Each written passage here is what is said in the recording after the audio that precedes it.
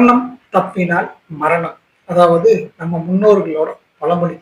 இந்த கரணம் என்றால் என்ன? ஜோதிட சாஸ்திரத்துல இந்த கரணத்தை நம்ம ஆக்டிவேட் பண்ணுவதனால நம்மளுக்கு நன்மைகள் கிடைக்குமா? இந்த கரணநாதன் வழிபாடு உங்களுக்கு வெற்றியை தருமா? அப்படின்னு தான் இன்னைக்கு நம்ம இந்த பகுதியை பார்க்க போறோம்.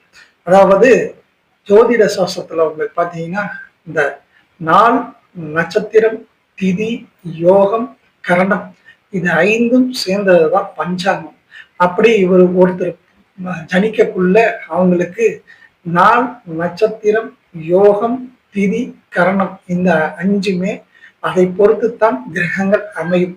அப்படி இவங்களுக்கு ஒருத்தர் பிறந்த நட்சத்திர அடிப்படையிலையோ இல்ல திதி அடிப்படையிலையோ இல்ல யோகா அடிப்படையிலையோ அல்லது பாத்தீங்கன்னா இந்த கரண அடிப்படையிலையோ ஏதோ ஒரு வழியில அவங்களுக்கு மிக பெரிய அளவுல வெற்றி வாய்ப்புகள் எல்லாம் உண்டு. ஆகவே இந்த கரணத்தை பத்தி நம்ம தெரிஞ்சுக்குவோம். அதாவது இந்த கரணத்துல பாத்தீங்கன்னா 11 வகைகள் உண்டு. அதுல முதல் கரணமான பவகரணத்தை பத்தி தெரிஞ்சுக்கிறோம். இந்த பவகரணம் பாத்தீங்கன்னா ஒரு சுப கரணம் கூட சொல்லலாம்.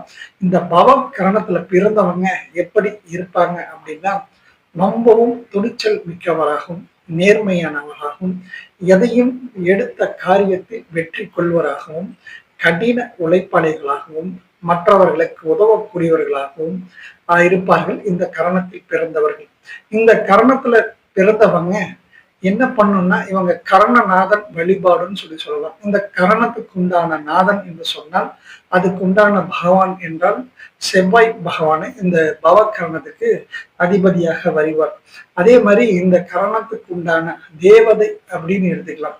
அப்படி பாத்தீங்கன்னா உங்களுக்கு இந்த பவகரணத்துக்கு உண்டான தேவதை அப்படின்னு சொல்ல போனா அதாவது லக்ஷ்மி நரசிம்மர் வருவார்.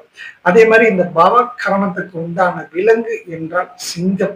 ஆகவே இந்த பவகரணத்துல பிறந்தவங்க எல்லோருமே லக்ஷ்மி நரசிம்மரை வழிபடலாம். அப்படி வழிபாடு செய்வதன் மூலியமாக இவர்களுக்கு பல வெற்றிகள் கண்டிப்பாக கிடைக்கும். எடுத்த காரியம் எல்லாம் இவங்களுக்கு ஜெயமாகும். அதே மாதிரி இந்த பவ கரணத்துக்கு பாத்தீங்கன்னா சுவாதி நட்சத்திரத்துல இவங்க அதாவது லட்சுமி நரசிம்மரை வழிபடுவதனால இவங்களுக்கு மிகப்பெரிய அளவுல வெற்றி வாய்ப்புகள் எல்லாம் தேடி வரும். நினைத்த காரியம் நடக்கும். அதே மாதிரி இந்த இவங்க வீட்லயோ இல்ல இவங்க வேலை செய்யற இடத்துலயோ இல்ல இவங்களோட பாக்கெட்லயோ இல்ல அந்த மாதிரி பாத்தீங்கன்னா ஒரு சிங்கம் மாதிரி ஒரு படத்தை இவங்க வச்சுக்கிறதுனால இவங்க செல்போன்ல இமேஜ் கூட பாத்தீங்கன்னா உங்க ஸ்கிரீன்ல சிங்கம் மாதிரி வச்சுக்கலாம். நீங்க இந்த மாதிரி செய்வதனால